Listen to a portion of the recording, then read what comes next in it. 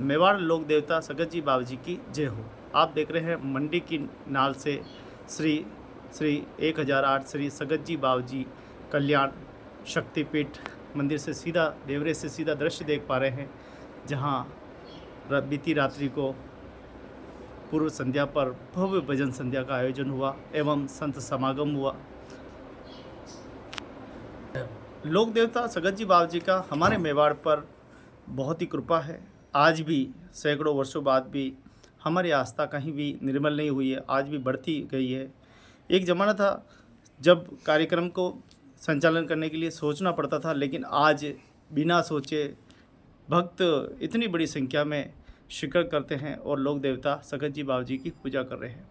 उदयपुर के कई स्थानों पर सगत जी बाबा जी के बड़े भाव के साथ भजन संध्या आयोजित किए, महाप्रसादी आयोजित किए, भंडारे आयोजित किए गए हैं, विशेष श्रृंगार आयोजित किए। श्रृंगार पे हम जरूर बात करेंगे, एक बार इस कार्यक्रम पे बात करते हैं और सगत जी बाबा जी को हम थोड़ा सा समझने की कोशिश करते हैं। तो स्वागत है सहन साहब, परिचय देके फिर हम शुरू करें। मैं राजेंद्र सहन, श्री सगत जी कल्याण शक्तिपीठ जोगपोल मंडी की नाल उदयपुर का मैं एक सेवक हूँ। यहाँ मैं कई वर्षों से यहाँ पर आ रहा हूँ। 9 तारीख को सगत जी बाबा जी का जन्मोत्सव बड़े हर्षोल्लास श्रद्धा भाव के साथ हम सभी ने मनाया। मंदिर में मनमोहक बाबा जी का श्रृंगार हमारे तुषार चित्तोड़ा है, मंदिर के ही सेवक हैं। उन्होंने हर साल वो इसकी श्रृंगार आयोजित करते हैं और मनमोहक श्रृंगार विभिन्न रूप से करते हैं। इस बार भी बहुत अच्छा हरियाली नुमा एक वातावरण दिया है और मनमोहक बाबा जी की यहाँ पर श्रृंगारित प्रतिमा है। राष्ट्रीय कहते हैं राष्ट्रीय ठाट बाट के साथ इन्होंने इनको वस्त्र धारण करवाए हैं, मनमोहक श्रृंगार किया जो देखते ही बन रहा है। सवेरे 4:15 बजे जब यहाँ पर पट खोले गए तो सबसे पहले आरती की गई, भक्त आए और वहाँ से तांता चलता रहा निरंतर। सवेरे 11 बजे यहाँ पर हमारे सगत जी बाबा जी के जो गादीपति हैं मिठालाल जी चित्तोड़ा, वो गादी पर आसीन हुए। आरती करने के पश्चात फिर वो गादी पे बैठे और दरी खाना लगा। उसके बाद जितने भी भक्त थे उन्होंने जन्मदिन अवसर होने के अवसर पर अपने श्रद्धा भाव से माला है, उपरना है, पाग है, शोल है, जो जैसी श्रद्धा थी उस हिसाब से श्रीफल भेंट करके उनका सम्मान और स्वागत किया और उनका आशीर्वाद प्राप्त किया। उस अवसर पर कई संत और महात्मा यहाँ पर आए जो मंदिर परिवार से जुड़े हुए हैं, अलग अलग क्षेत्रों से, वो भी यहाँ पर आए। गादीपति, उनका भी मान सम्मान मंदिर की तरफ से किया गया। हमारे कल्ला जी जो यहाँ पर स्थान है, कल्ला जी के गादीपति सुशील जी चित्तोड़ा, उन्होंने जितने भी महंत आए उनका सम्मान उपरना उड़ाकर उन्हें कुछ स्मृति चिन्ह भेंट करके शोल उड़ाकर उनका अभिनंदन किया और यहाँ पर फिर दिन भर प्रसादी का कार्यक्रम चलता रहा। हमारे आकाशवाणी के कलाकार रेखा जी सोनार्थी, मुंशी मुसाक अली जी और उनकी टीम ने यहाँ पर बाबा जी के रजवाड़ी जो गीत है उनकी यहाँ पर प्रस्तुति दी और प्रस्तुति से यहाँ पर जितने भी भक्त आए उन्हें आनंदित कर दिया और बाबा जी को भी रजवाड़ी गीत गाकर, क्योंकि बाबा जी को रजवाड़ी गीत पसंद होते हैं, उनसे उनको रिझाया गया और एक बहुत ही मनमोहक कार्यक्रम आयोजित हुआ। उसके बाद आपने देखा है कि 10 तारीख को भजन संध्या भव्य हुई, जिसमें रात्रि भर ये भजन संध्या चली। अब मुख्य कार्यक्रम जो हमारा है वो है 13 तारीख को कल्ला जी का जन्मोत्सव बड़े हर्षोल्लास और धूमधाम के साथ जोगपोल मंडी के नाल में मनाया जाएगा। हमारे गादीपति है सुशील जी चित्तोड़ा, वो उनकी देख रेख में एक सारा आयोजन होगा। उस दिन सवेरे 7 बजे से 9 बजे तक यहाँ पर बाबा जी की जो प्रतिमा है उनका केसर और दूध से उन्हें स्नान कराया जाएगा। फिर उसके बाद सुशील जी चित्तोड़ा द्वारा उनका मनमोहक श्रृंगार किया जाएगा, शाही वस्त्र धारण करवाए जाएंगे और उसके बाद 10-11 बजे से फिर भजन मंडली यहाँ कलाकार जो आकाशवाणी का आएंगे वो यहाँ पर विराजित रहेंगे। वो अपनी अच्छी प्रस्तुति यहाँ पर देख के बाबा जी को रिझाएंगे और फिर 2:30 बजे बाबा जी की यहाँ पर आरती होगी जो नित्य हर प्रति रविवार को होती है, वो यहाँ पर होगी और उसके बाद बाबा जी का दरी खाना लगेगा आरती के पश्चात। और बाबा जी उस दिन सबको आशीर्वाद ही देते हैं और उनका जो खजाना है वो खजाना वहाँ पर वो लुटाते हैं। तो उस दिन जितने भी भक्त हैं वो पुष्प के रूप में, कुछ सिक्कों के रूप में, कुछ नोट के रूप में जो बाबा जी देते हैं, पुष्प जो भी अगर किसको मिलता है तो वो भी उनका एक खजाना ही है। उसको वर्ष भर आप अपेर कर रखो तो आपका कभी पैसों की कमी नहीं आएगी। तो ये यहाँ की मान्यता है। और यहाँ पर जो भी दून दुखी आते हैं तो बाबा जी की कृपा से उन सभी के दुख दर्द दूर होते हैं। और हम देखते हैं कि दिन प्रतिदिन कहीं कहीं से सुन सुना के जिस किसी का लाभ हुआ है उनसे पूछ के सुन के लोग यहाँ भक्त आ रहे हैं और आकर अपने यहाँ पर जो उनकी पीड़ा है, कोई दुख दर्द है, कोई परेशानी है, उससे छुटकारा दिलाने में बाबा कल्ला जी बाबा जी अपना आशीर्वाद यहाँ पर प्रदान कर रहे हैं। तो मैं आपके इस चैनल के माध्यम से, क्योंकि आप लोग जो है कवरेज करते हो इसको कार्यक्रम को और जन जन तक पहुँचाते हो, मंदिर की महिमा, यहाँ के बाबा जी की महिमा को भी पहुँचाने का काम आपके माध्यम से, एक संप्रेषण का जिसको कह सकते हैं, वो काम आपके चैनल के माध्यम से हो रहा है। तो मैं आपके इस चैनल के माध्यम से आपसे निवेदन करूँगा कि आप हमारे जितने भी भक्त हैं वो 13 तारीख को बाबा जी के जन्मोत्सव के अवसर पर अधिक संख्या में पधारें, बाबा जी का आशीर्वाद प्राप्त करें और श्रद्धा भाव के साथ अपने बाबा जी के प्रति स्नेह प्रकट करें। यही हम आप सबसे कामना करते हैं। धन्यवाद। क्या ये लोक देवता के माध्यम से ही मेवाड़ का अस्तित्व जिंदा रहा है? यूँ तो हमारे कई संत यहाँ पर हुए हैं, उन्होंने अपने अपने तरीके से किया है, परंतु मेवाड़ के अंदर लोक देवता जैसे सगत जी बाबा जी का जो प्राकट्य हुआ है वो अकाल मृत्यु के सर किसी षड्यंत्र पूर्व उनकी अगर हत्या होगी या किसी से उनको कुछ जहर दे के दे दिया तो वो लोग जो हैं लोक देवता के रूप में हुए हैं और जगह जगह सगत जी के स्नातक हैं। और कल्ला जी भी अपने देश की आन बान शान के लिए अपने आप को न्योछावर कर दिया। और ये क्या है कि शेषावतार है, इनका जन्म इस युद्ध के लिए हुआ है। मैं आपको ये बताना चाहूँगा कि इस युद्ध के लिए हुआ था जब इनको, ये मेड़ता के रहने वाले थे, मेड़ता से जब ये वहाँ पर मारवाड़ ने अगर अकबर जी की स्वाधीनता स्वीकार कर ली कि हम आपके सानिध्य में, तो इन्होंने नहीं स्वीकार की। ये वहाँ से निकल गए थे, इनके साथ इनके एक भाई और कुछ इनके साथी थे 5-50, वो आए और उदय सिंह जी से मिले। उदय सिंह जी को उन्होंने कहा कि हम गुलाम नहीं रहना चाहते, हम लड़ना चाहते हैं। तो उन्होंने अपने साथ रखा और इनको अपने रनेला जो राजधानी है मेवाड़ की वहाँ थी, तो वहाँ पर इनको जगह दी और वहाँ पर उनको कहा कि भाई आप वहाँ पर डाकुओं का अंत है, ये है, वहाँ पर करना है और वहाँ पर अपना साम्राज्य स्थापित करना है। तो वहाँ से जब इनका जो आपको मैं बता रहा हूँ, कुछ छोटी सी स्टोरी है, ज़्यादा नहीं कह रहा हूँ। वहाँ से जब ये गए तो उस समय घना जंगल था। घना जंगल होने की वजह से बारिश भी ज़ोरदार हो रही थी, तो इनको रुकने की कहीं जगह मिल नहीं रही। तो एक हवेली पे ऐसा कुछ दिया सा इनको नज़र आया, तो इनका वहाँ चलते हैं। तो वहाँ गए तो वहाँ पर ये कृष्णा जी जो थी, राजकुमारी जी थी, वहाँ की जो जागीरदार थे, उनकी पुत्री थी।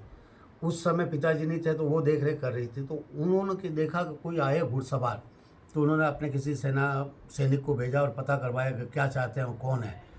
तो उन्होंने अपना परिचय दिया कि भाई मैं कल्ला राठौड़ हूँ और मैं वहाँ पर जा रहा हूँ और वहाँ पर राजधानी, इसलिए मैं रात को विश्राम करना चाहता हूँ, आंधी तूफान हो रहा है।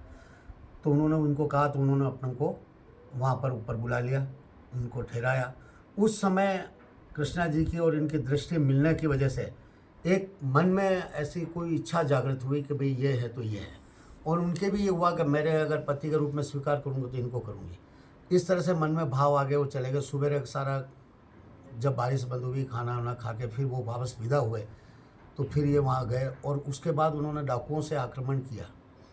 आक्रमण करने के बाद इनकी ये भी एक क्षत्राणी थी और ये भी युद्ध करना जानती थी, तो ये भी एक वेश बदल कर सैनिक के रूप में वहाँ उनका साथ दिया। तो फिर उसके बाद उन्होंने देखा इनके पिताजी ने कि ये लड़का अच्छा है, इनके साथ इनका विवाह करना चाहिए। तो उन्होंने उनकी सगाई के लिए दस्तूर भेजा और जब उनकी सगाई वहाँ पर उनके साथ हुई, तब शादी की बात आई। तब वहाँ के पंडितों ने जब कुंडली देखी तो कहा कि इनका इस जन्म में इनका विवाह लिखा हुआ नहीं है। तो उन्होंने कहा यार कि ये क्या हुआ। तो उस दौरान क्या हुआ था, जब वो सवेरे वहाँ से निकलते थे रनेला से, तो एक गुफा के अंदर एक संत जाते हुए नजर आए। उन संत से ये जब मिले तो उनके पीछे पीछे ये चलने लगे कि तेजस्वी संत है, क्या बात है। तो जब वो आगे जाके फिर मुड़े तो एकदम इन्होंने देखा, तो इन्होंने अपना परिचय दिया। तो उन्होंने कहा मैं तेरे लिए ही यहाँ बैठा हूँ। उन्होंने उनका जीवन का उद्देश्य बताया, तुम्हारा जन्म किस उद्देश्य के लिए हुआ है, और कहा तुम शेषावतार हो। ये बात करके उनको कहा तुम्हें योग क्रिया सीखनी है। और उस दिन से उन्होंने योग क्रिया सीखी। योग क्रिया के माध्यम से वो कहाँ के बैठ के कहाँ चले जाते थे और सारी जो चीज़ें क्या हो रही है वो क्रिया उनको मालूम थी। तो जब ये बात आई आने जाने की कि आपकी शादी नहीं हो पा रही है, तो फिर उन्होंने गुरुजी को निवेदन किया, गुरुजी ऐसी बात कह रही हूँ। तो गुरुजी ने कहा तुम ही पता करो, अब तुम्हें जानते हो, सब ज्ञान हो गया तुम्हें। फिर उन योग साधना में बैठे और उन्होंने देखा कि मैं तोरण मारने जा रहा हूँ। तो वहाँ पर उधर से संदेश आता है कि भाई आपको युद्ध में वहाँ बुलाया है, तो मैं यहाँ छोड़ के चला जाता हूँ। और फिर उनको चूड़ी दे के जाता हूँ और उनको कहता हूँ कि मैं वापस आऊँगा, तुम मेरा इंतज़ार करना। अगर मेरी ये चूड़ी चटक जाए तो समझना मेरा शीश कट गया, पर फिर मैं आऊँगा, तुम इंतज़ार करना। ये सारा वृत्तांत उनको उस योग क्रिया में नज़र आ गया।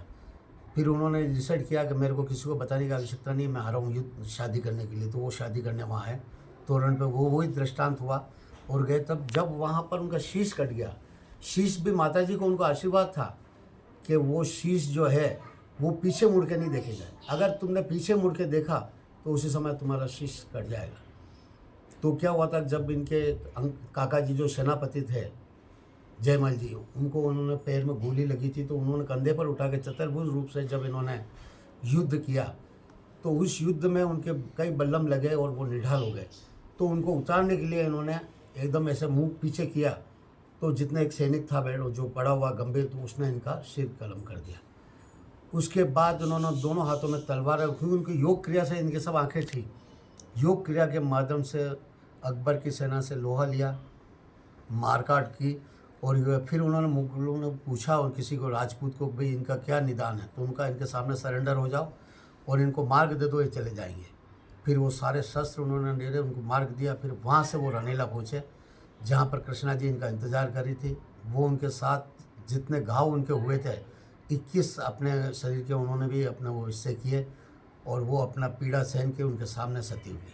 जब उनको पानी पीने की इच्छा हुई तो बरगद से खेजड़ी के पेड़। जो खेजड़ी का पेड़ था उससे पानी आया और उनको शीश मंगवाया उन्होंने। माता जी का एक रूप था उनका, अगर मैंने श्रद्धा भाव से इनको माना है तो शीश वहाँ से उठ के इनके पास लगा और पानी पिया और उनके साथ हुए। तो उन्होंने कल्याण के लिए सती के रूप में, आज योग माया के रूप में माता जी यहाँ विराजित हैं और बाबू जी कला जी का लोगों को दुख दर्द के नहीं। तो आज जन जन तक जहाँ भी कला जी के स्थान है उनमें सत्यता है। और यहाँ के मंदिर की खासियत बता रहा हूँ, बाबू जी की आंखें बंद रहती है, दूसरे कला जी के मंदिरों में आंखें खुली रहती है। इनके यहाँ का जो रूप है वो वाला योग क्रिया वाला रूप है, इसलिए बाबू जी को यहाँ हर चीज़ का पता लग जाता है और उसका दुख दर्द भी वो जानते हैं, उसको दूर कर सकते हैं। ये कुछ इस मंदिर के खास विशेषता है। तो मैं आपके इस माध्यम से आज जन जन तक जो बात ये नहीं जानते थे उन तक मैं आपकी बात, ये बात जो बाबू जी की वो आप तक पहुँच रही। और मैं आपके इस प्रयास को, क्योंकि आपकी जो इच्छा शक्ति, दृढ़ शक्ति है, उसके माध्यम से आप अपने चैनल के दर्द की आवाज़ को जन जन तक पहुंचाने में ये रहेंगे। तो मैं आपको, गोविंद जी, आपको बहुत बहुत धन्यवाद देता हूं। राज परिवार से भागीदारी रही? राज परिवार के ही परिवार के एक सदस्य के रूप में थे। मेड़ता जो मीराबाई है वो इनकी बुआ जी थी, तो राज परिवार के साथ ही रहे हैं और राज परिवार के लिए ही ये क्षत्रिय धर्म को पालन करते हुए इन्होंने यहाँ पर लिया और महाराणा उदय सिंह का, फिर महाराणा प्रताप का साथ दिया इन्होंने। कल के कार्यक्रम में राज परिवार से कौन पधारा? जो 10 तारीख को भजन संध्या थी, यहाँ पर हमारे महाराज कुमार लक्ष्यराज सिंह जी मेवाड़ जो है वो यहाँ पर पधारे, उनकी उपस्थिति रही।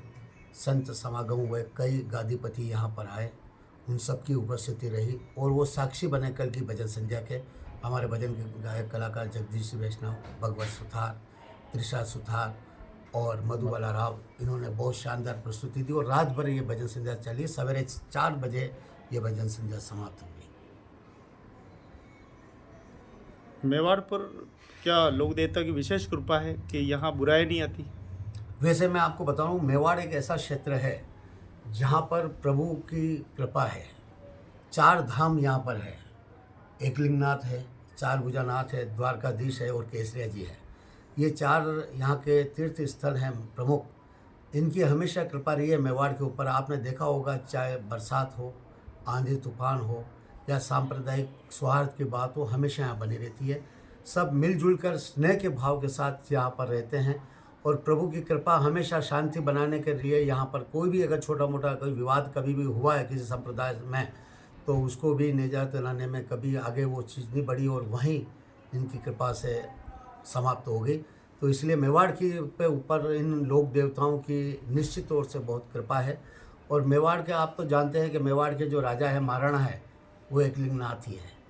ये जितने भी परिवार के लोग हैं ये इनके दीवान के रूप में अपनी सेवाएं देते हैं, अपना काम करते हैं। बहुत बहुत धन्यवाद।